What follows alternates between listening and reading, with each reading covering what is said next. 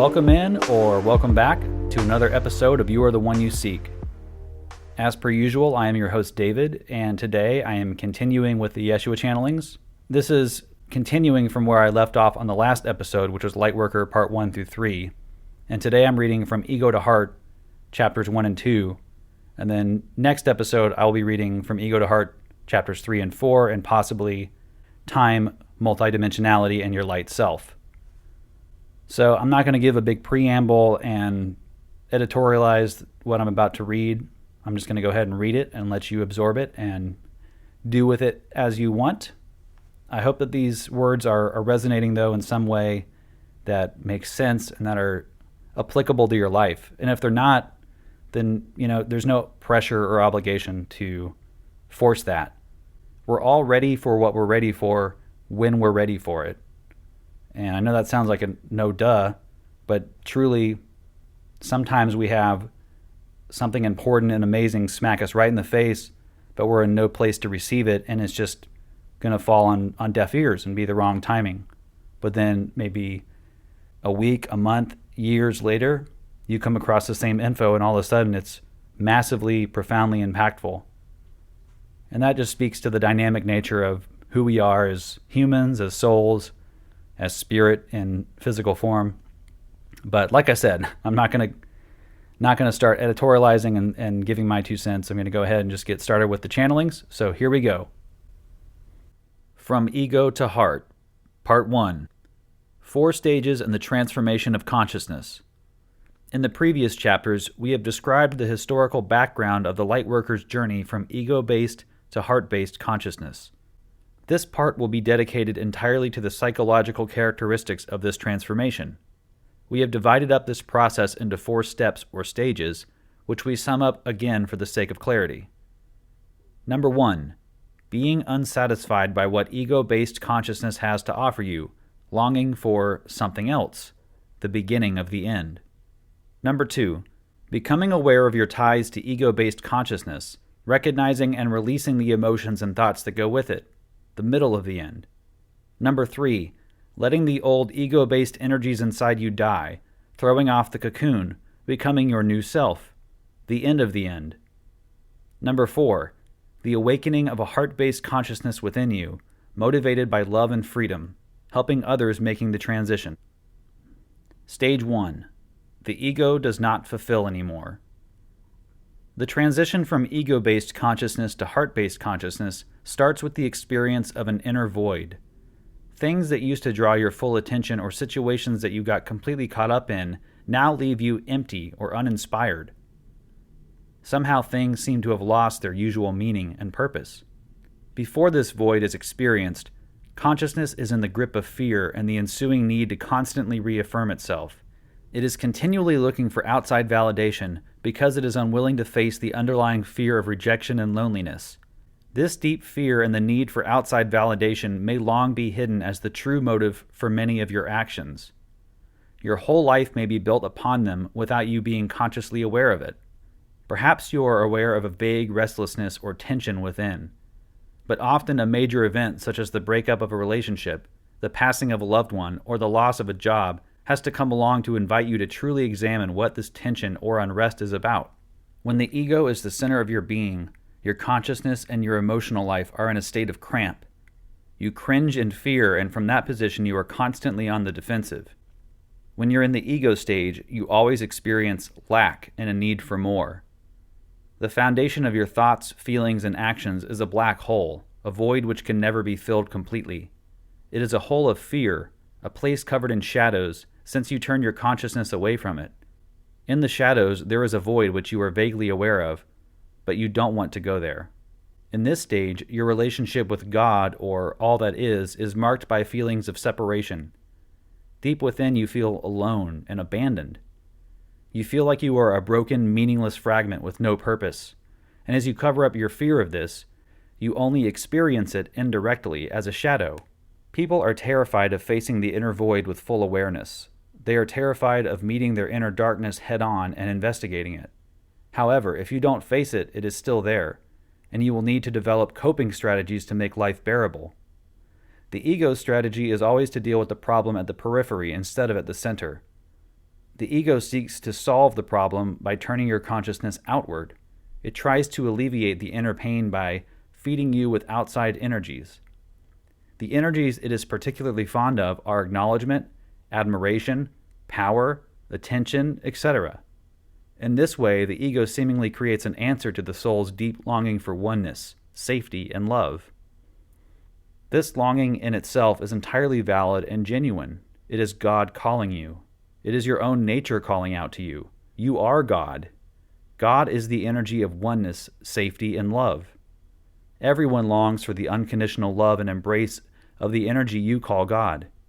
In essence, this longing is the longing for being totally aware of, and therefore one with, your own divine self. Your own divinity is your entrance to unconditional love. You can only find it by going through the fear and darkness surrounding it, and this you do by turning inward instead of outward. You do it by using your consciousness as a light that chases the shadows away. Consciousness is light. Therefore, it does not need to fight darkness. Its mere presence dissolves it. By turning your conscious inward, miracles will indeed befall you. The ego, however, proceeds in exactly the opposite way.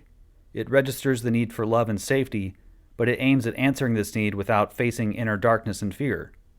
To accomplish this, it applies a certain trick. It transforms the need for love into the need for approval and recognition from other people. It transforms the need for oneness and harmony into the need for excelling and being better than others. Once you think that to be loved is to be admired for your achievements, you don't need to go inside for love anymore. You simply have to work harder. In this way, the ego strives to keep the lid on the pan of fear. Your original longing for love and blissful unity has now become distorted into the desire for recognition. You are constantly looking for outside validation, which provides for some temporary reassurance.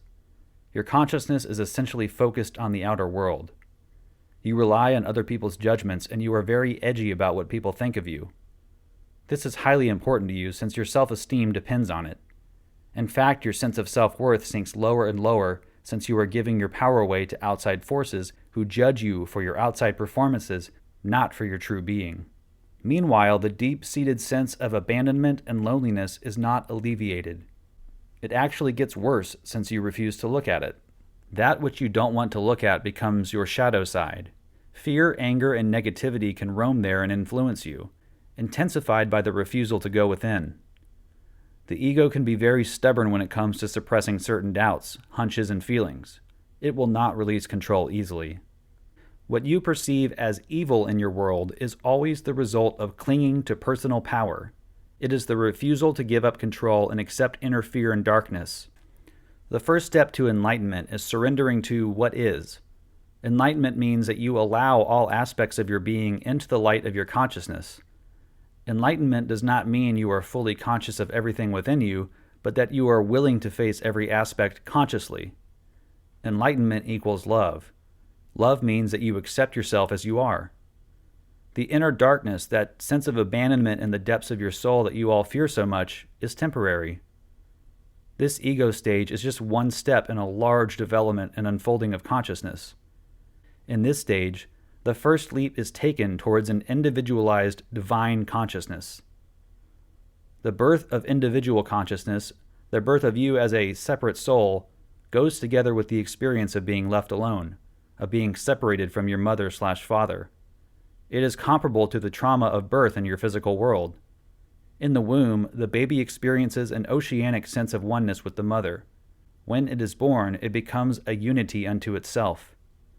Because of this birth trauma, speaking now of the birth of the soul takes with it a sense of being torn apart. It had to part with everything it took for granted. The newborn soul longs for a return to the semi-consciousness state of oneness from which it came and which it considers to be its home. Because this is impossible, the soul experiences great fear and feelings of desolation and doubt. This inner pain and disorientation will gradually form the breeding ground for the ego's seizure of power. The soul has to deal with the fear and the pain, and the ego promises to provide a solution. The ego holds up the prospect of power and control to the soul consciousness. The soul, feeling powerless and lost, gives in and puts the ego in command. The ego is that part of the soul which is oriented towards the material external world. In essence, the ego is the soul's instrument for manifesting itself as a physical being within time and space. The ego provides consciousness with focus. It makes consciousness specific instead of oceanic, here and now instead of all over the place. The ego translates inner impulses into specific material form. It is that part of you which bridges the gap between the non-physical spiritual part of you and the physical part. For the soul as a non-physical spiritual being, it is quite unnatural to be fixated in time and space. The soul is essentially independent of any material form. When you have dreams of flying around, you are contacting this independent and free part of yourself. The ego, on the other hand, binds and fixates. It enables you to function in physical reality. As such, the ego plays a very valuable role that has nothing to do with good or bad. When it operates in a balanced situation, the ego is a neutral and indispensable tool for the soul who dwells on earth in a physical body. However, when the ego starts to rule soul consciousness instead of functioning as its tool, the soul gets out of balance. When the ego dictates to the soul, that is the hallmark of ego-based consciousness, the ego will not simply translate inner impulses into material form, but it will control and selectively suppress those impulses. The ego then presents you with a distorted image of reality. The unbalanced ego is always in pursuit of power and control, and it will interpret all facts as positive or negative in this light. It is quite instructive to uncover your own power-based and control-based motives in your daily goings about. Try to notice how often you want to bend things or people to your will, even if it is for a noble cause. How often do you get annoyed by things not going your way? It is important to realize that beneath the need for control is always a fear of losing control. So ask yourself, what is the risk of releasing control, of letting go of the need for predictability? What is my deepest fear? The price you are now paying for keeping things under control is that your attitude to life is tense and restrained. When you dare to live from inner inspiration and only do what brings you joy, this will create a natural and true order in your life. You will feel relaxed and happy without the need to mold the flow of life. This is living without fear, living with full trust in what life will bring to you. Can you do that? For a young soul, the pitfall of ego-based consciousness is nearly inevitable. The ego offers a way out of the problem of fear and abandonment. It shifts your attention from what there is on the inside to what you can get from the outside world. This is not a real solution to the problem, but it does seem to bring relief for a while. Exerting power and control over your surroundings may give you a temporary satisfaction or kick. There is a brief sense of being loved, admired, and respected. This soothes your pain for a while, but it is short-lived and you have to exert yourself again to stand out, to even be better, nicer, or more helpful. Please be aware that under the flag of the ego, you can be both sweet and nasty, both giving and taking, both dominant and subservient. Much that is given seemingly unselfishly is an unconscious call for attention, love, and recognition from the receiver of the gift. When you are always caring for and giving to others, you are simply hiding from yourself.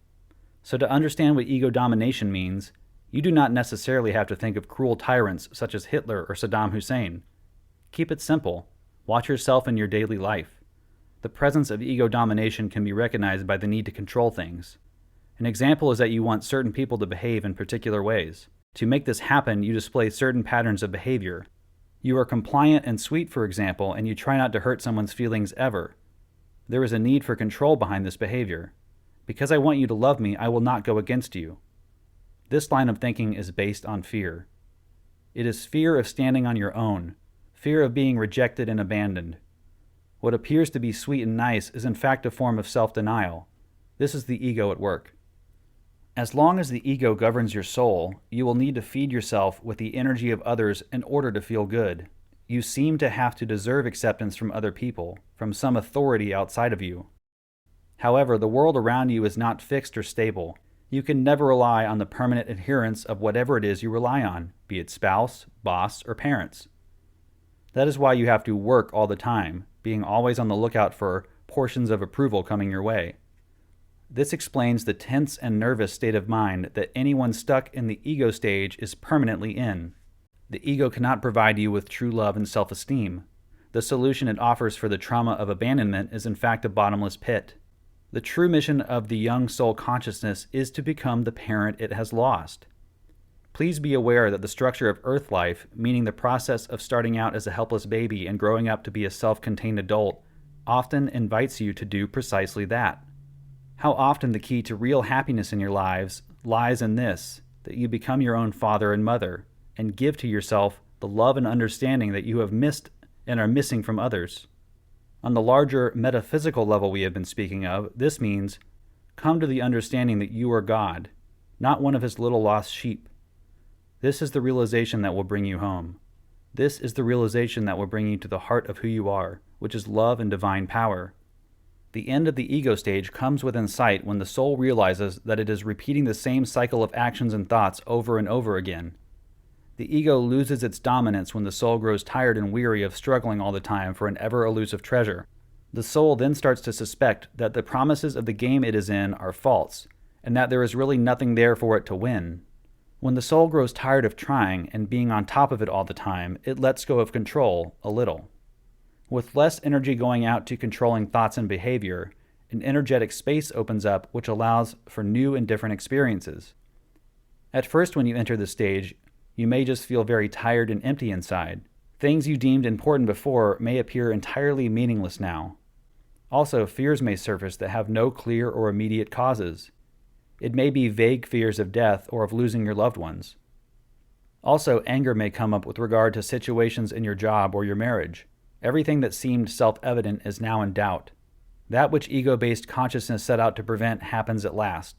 Gradually, the lid is lifted from the pan and all kinds of uncontrollable emotions and fears pop out and enter your consciousness, seeding doubt and confusion in your life. Until that moment, you were functioning largely on autopilot. Many thought and feeling patterns within you happened automatically. You let them pass by unquestioned. This gave unity and stability to your consciousness. However, when your consciousness grows and expands, your personality gets split in two. One part of you wants to hold on to the old ways. The other part of you questions these ways and confronts you with uncomfortable feelings such as anger, fear, and doubt. The expansion of consciousness that occurs at the end of the ego stage is therefore often experienced as a spoil sport, an unwelcome intruder which spoils the game. This new awareness unsettles everything that seemed obvious before, and it awakens emotions within you that you don't know how to deal with. When you start to doubt ego-based patterns of thinking and doing, a whole new side of you enters your consciousness. It is a part of you that loves truth instead of power. Living according to the dictates of the ego is very repressive. You are serving a little fearful dictator that aims at power and control, not just over your environment, but especially over you. Your spontaneous flow of feeling and intuition is restrained by this dictator. The ego does not like spontaneity so much. It holds you back from freely expressing your feelings, since feelings and emotions are uncontrollable and unpredictable, which is dangerous to the ego. The ego works with masks. If your ego dictates to you, be sweet and considerate to win people's sympathy, you will systematically suppress feelings of displeasure and anger within you. If you start to doubt the viability of this dictate, these suppressed emotions come up again at once. Feelings are not eliminated by being suppressed. They live on and gain in intensity the longer you suppress them. Once the soul experiences the emptiness and the doubt that is so characteristic of the ending of ego stage, it is possible to meet and face all the feelings and emotions that were hidden in the dark before.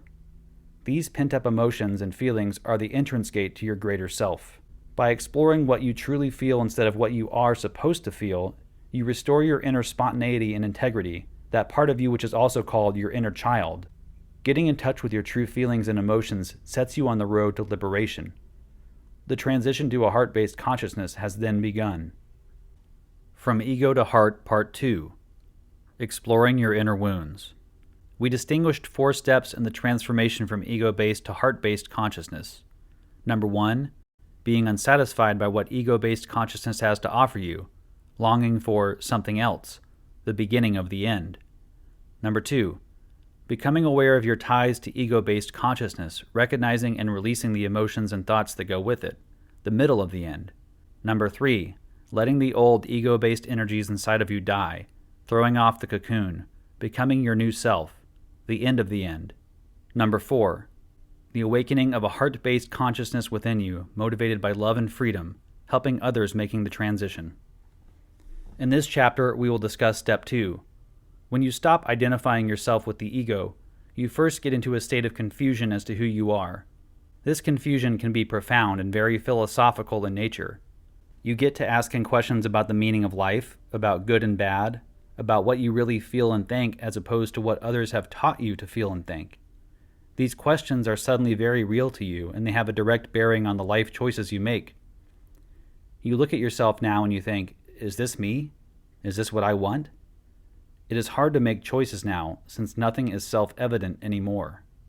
In fact, you are now taking a step backwards, a step into the deep, a step inward. You become aware of deeper parts of yourself, parts that are less conditioned by your upbringing and by society. You receive glimpses of who you truly are, your uniqueness, your individuality. You remember that there is a part to you that is not dependent upon anything around you, your parents, your work, your relationships, not even your body.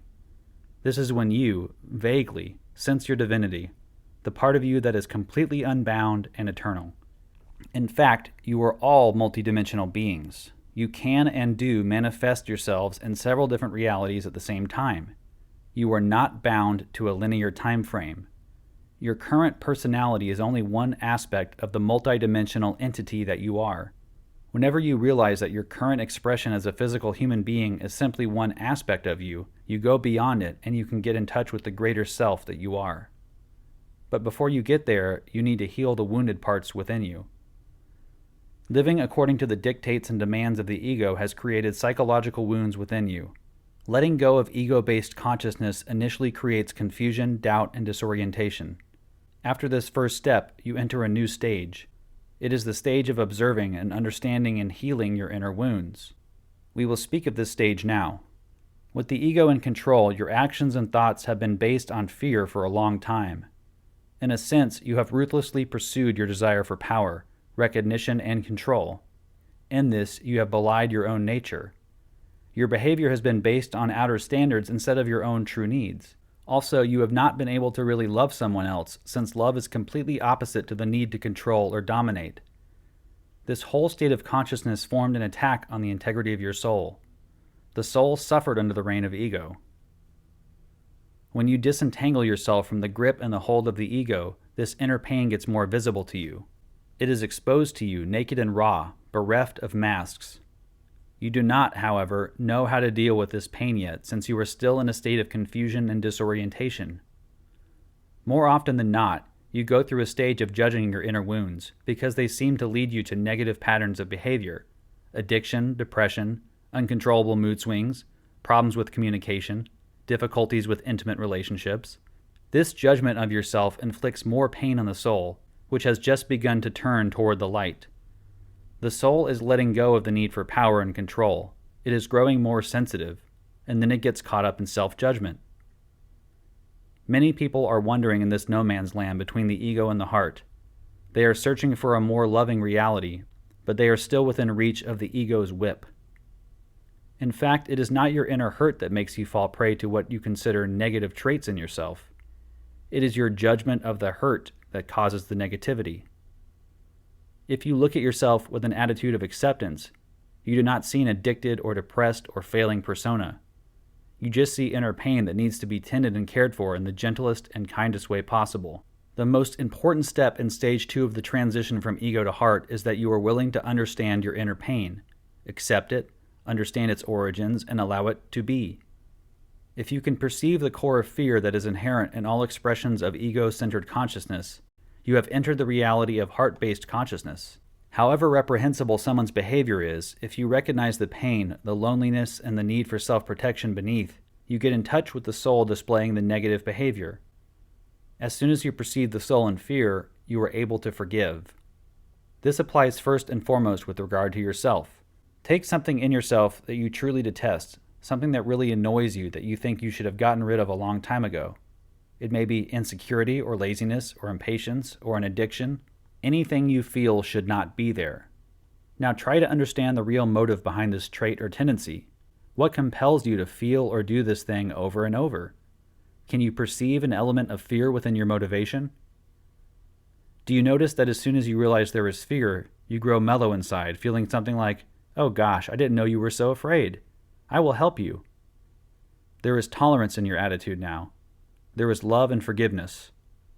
As long as you judge fear-based behavior such as aggression, addiction, subservience, vanity, etc. as bad, sinful, or dumb, you are judging.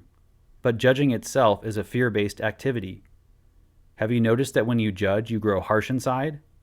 Something tightens, like lips pressing to each other and eyes growing cold. Why do we need to judge things? What is this urge to narrow things down to right and wrong? What is the fear beneath our need to judge? It is a fear of facing our own inner darkness. It is essentially a fear of living. In letting go of ego-based consciousness, you will want to develop a whole new way of looking at things. This way of looking may be best described as neutral, meaning that it just takes notes of what is and has no interest in how things should be. The causes and effects of ego-based behavior are observed. The core of fear within is recognized, and so the ego truly becomes transparent to you. Whatever is transparent to you, you can let go of if you want to. Every human being knows fear. Every one of you knows the darkness and loneliness of being caught in fear. When fear is shown openly in the face of a child, most people react instantaneously by reaching out their hands. But when fear is shown indirectly through masks of violence and brutality, it seems unforgivable. The more destructive and cruel the behavior is, the more difficult it is to perceive the fear and desolation behind it. Still, you are able to do so. From the depths of your own experience of fear and desolation, you can get in touch with the deep fear in the souls of murderers, rapists, and criminals. It is possible for you to understand their actions. And if you do so based on your own intimate experience with darkness, you can let go of it.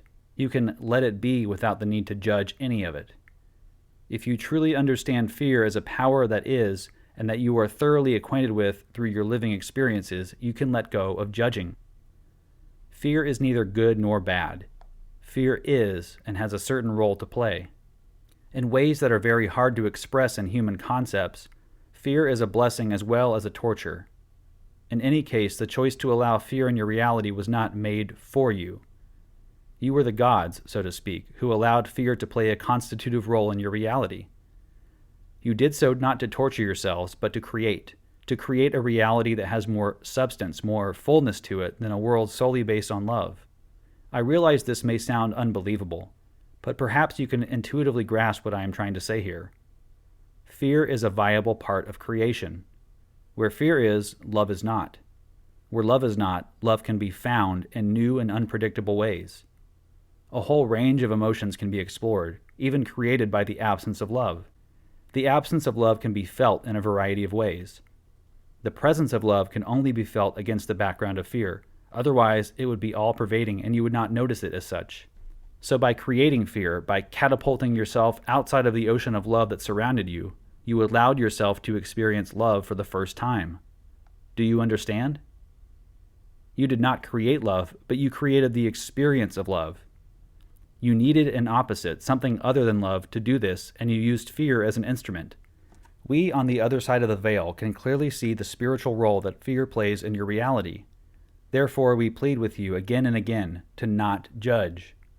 Please do not judge fear and the darkness it brings, either in yourselves or in any other being. You were all created from love, and to love you shall return. When you enter stage 2 of the transformation process from ego to heart, you are confronted with your inner hurt, your fear, and you are invited to look at it with understanding and acceptance.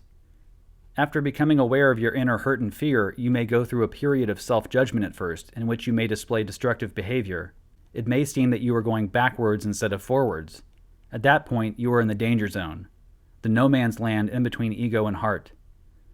You know you want to get rid of the old, but you cannot yet really embrace the new, so you get caught up in self-doubt and self-judgment. The turning point is when you stop judging yourself, at least for a while. It is only when you are prepared to look at yourself with an attitude of interest and openness that you enter the reality of heart-based consciousness. Before that, you are merely comparing yourself to an artificial standard or ideal that most of the time you fall short of. You beat yourself up for this, and then you try again to force yourself into the mold that you created for yourself in your head. This kind of perfectionism, I tell you, is a murderous weapon. It is quite the opposite of love. Love truly does not compare, and more importantly, it never wants to force you into anything or change you in any way. Love has no eye for what should be. The very category of should is absent from the consciousness of the heart. Seen from the heart, moral categories are simply ways of interpreting or dividing up reality. They are ideas in your head, and as you know, they may differ greatly from head to head. The very need to set standards and define the good is the forerunner to human conflict and war. It is not so much the ideas as the underlying need to control and fixate that causes aggression and conflict. Political, personal, or spiritual ideals, standards of health, beauty, and sanity all provide you with standards of how things should be, of how you should behave. They all try to fixate and define what is good. But love is not interested in defining the good. It is not interested in ideas, but in reality. Love turns to what is real. The heart is interested in all that is, in every actual expression of you, the destructive and the constructive ones. It simply takes note. It simply is there, encircling you with its presence, if you let it. If you open up to the reality of love, the reality of the heart, you let go of judgment. You accept who you are at this moment. You realize that you are who you are because of a multitude of reasons which you are now going to investigate and explore. When this moment arrives, it is a great blessing for the soul. You are now able to heal yourself. You will fall back into self-judgment from time to time, but you now have a conscious memory of how love feels. And as soon as you have that, you will return to find it anew, for you have tasted the sweet perfume of home again. In the second stage of the transition from ego to heart, you get into closer contact with yourself. You are taking a closer look at your baggage from the past. You are reliving painful memories again, memories from this life, perhaps memories of past lives. The psychological baggage you carry from all your lifetimes up to the present makes up your current identity. You may look upon this baggage as a suitcase full of clothes. You may have played many roles in the past, assumed many identities, just like pieces of garment. You so strongly believed in some roles that you came to look upon them as part of your identity. This is me, you think of such roles, or clothes.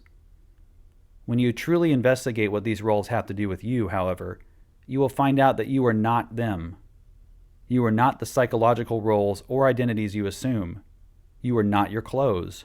You have used these roles from a soul-felt need for experience. The soul takes delight in all experiences because they are a part of the learning process the soul committed itself to. All experiences are helpful and valuable in this respect. When you take a closer look at your own roles or identities, you soon notice there have been painful, even traumatic experiences in your past, which still stick to you. You seem unable to let go of them.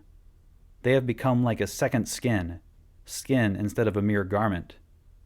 Those are the difficult elements in your past, the pieces that now keep you from truly living and enjoying life. You have identified so much with these parts that you think you are them.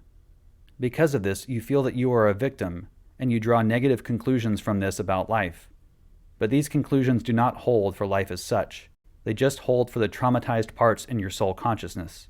It is these parts that need healing now. You do so by entering the past again, but with a consciousness that is more loving and wise than you ever had before. In the second stage of the transformation process from ego to heart, you heal episodes from the past by encircling them with your present consciousness. Through re-experiencing them in the present from a heart-centered focus, you will let go of the traumatic parts in your past. Trauma occurs when you experience a great loss or pain or evil and you cannot understand why it happens. You have all experienced trauma in many of your lives. In fact, the soul's consciousness during the ego stage is traumatized from the outset. There is the loss of oneness or home that it remembers and does not understand. When you go back to the original traumatic event through imagination and you encircle it with the consciousness of the heart, you are changing your original response to the event.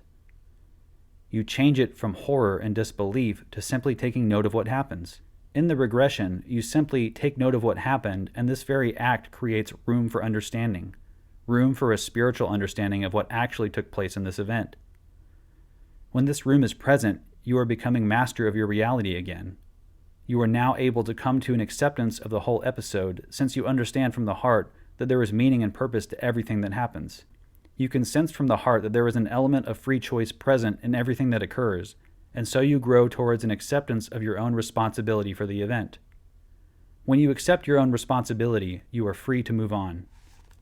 It is only when you relate to your own past identities as actors do to their roles that you are free to go wherever you want. You are then free to enter heart-based consciousness. You no longer hold on to any aspect of what you have been in the past, victim or aggressor, male or female, black or white, poor or rich, etc. When you can be playful about the aspects of duality and simply use them whenever it brings you joy and creativity, you have grasped the meaning of life on earth. You will experience great happiness in a sort of homecoming. This is because you are getting in touch with the consciousness underlying your different roles and identities. You touch base with your own divine consciousness again, the realization that everything is one, in short, the reality of love. We will close this chapter by giving you 2 meditations which may help you get in touch with the stream of oneness, that stream of divine consciousness that is the undercurrent of all your experiences. Meditation 1. Which psychological characteristics that you consider very much a part of you cause you the most problems in your life? Name 2 such characteristics. Focus on the opposites of those characteristics. So if you picked impatience or insecurity, you now focus on their counterparts, patience and self-confidence. Feel the energy of these characteristics for a moment. Go within and look for energies inside of you. Name 3 examples from your own life in which you display these positive characteristics. Now that you are in touch with these positive characteristics, let their energy flow through you and feel how they balance you. Meditation number 2. Relax and let your imagination travel back to a moment in which you felt very happy. Take the first thing that enters your mind. Feel the happiness again. Now go to a moment in which you felt extremely unhappy. Feel the essence of what you felt back then. Capture what is common to both experiences. Feel what is the same in both moments. Both meditations are meant to make you aware of the underlying consciousness, the ever-present you-ness in all of your experiences. This ever-present vessel of consciousness, the carrier of your experiences, is the divine you. It is your entrance to a reality beyond duality, the reality of the heart. End of chapter. All right. Well, thank you again for listening. I really appreciate it, and I hope that these channelings are, again, impacting you the way they impact me. But if not, that's okay. We're all at different stages of our development where we're kind of inviting different concepts in, and some of these concepts may not be what you need right now. So there's no guilt or pressure or anything needed to force this. It's just, does it resonate? Cool. Keep listening. If not, walk away. It's no big deal. There's no pressure. But if you want to find out more about Pamela and Garrett, who have recorded these channelings, you can go to www.yeshua.net, and there's more channelings that are current from Yeshua. There are other books that Pamela and Garrett have written. There's a newsletter. There's a couple other things they have, some other resources that are really great on their website. So I highly recommend checking them out there. If you have any questions for me, you can email me at youhavethekeys639@gmail.com. You can find me on Instagram at youaretheoneyouseek. And if you feel so led, go ahead and smash that like button and click that bell, or whatever YouTubers say, I don't know. It does help to have interaction with the videos, either a like or a share or a comment or a subscription, all great. So, share it with your friends, tell some other people who are interested in esoteric channelings. I'm sure that's most of your friends in casual conversation, right? Yeah, I get it. It's obscure. But I hope that at least what I'm sharing is resonant with those of you who are listening, and I hope that more people are able to find this who are kind of in that in-between stage of like, all right, something ain't right here, but I have no idea what that is or what that means. And maybe this won't be what resonates. Maybe this is just, for certain people at a certain time and not for everybody. And that's, of course, okay. But I do hope that this resonates with you and that you're able to incorporate it in just your day-to-day life, because day-to-day life is about to, or is continuing, I should say, to be kind of flipped upside down on its head. Especially depending on where you live in the world, things can be changing very dramatically. And either with weather or politics or social structures or healthcare services, food services, there's a lot of things that are in flux and that are very volatile right now. And it can feel very chaotic and scary if we're placing our hope in this temporary physical experience. But I think that's what Yeshua is inviting us to do, is step outside of that perspective, go inward and find the balance point, find where we can harmonize these extremes and just find that middle way of allowing things to be as they are and not needing to assess and judge and size up, which, is sort of, I know Yeshua understands being human is to be those things, to be in duality. So this is not some easy task that you just read these words and all of a sudden you incorporate it and you're just like Yeshua. We're working towards it. So we need to be patient with ourselves and not expect instant progress. So I hope that you hear these words and they encourage you, challenge you, but they don't make you feel overwhelmed by, what's coming, what's needed for your transition. These are things we're all going to be doing. Nobody gets left behind. Nobody is out in the darkness forever. We might choose darkness. We might choose confusion. We might even go to like a personal hell after we die if we're super angry, confused, and just detached from our divinity. But none of that is permanent. None of that is meant to be a punishment. Only a teacher and only a way to further appreciate love, light, and creativity. To me, that's what all of this is about, is God allowing itself to experience itself in every possible way conceivable, but knowing that that will only build the appreciation and understanding of what love actually is. Like Yeshua said, when we're in a state of oneness, we don't really know what love is because it's all pervasive. It's everything that is currently existing. So when we have fear and this illusion we're separate, we gain a completely new perspective on the value of love, and it helps us appreciate it and integrate it in ways that we couldn't before. So all this pain is not wasted. All the struggle in your life is not meaningless. You are loved. You are cherished. You are divine. Hold on to that. And remember your power, your creativity, your empathy, and just what you have to offer. Not only this world, but everything. And with that, I pray you go in love and light. And as usual, Namaste.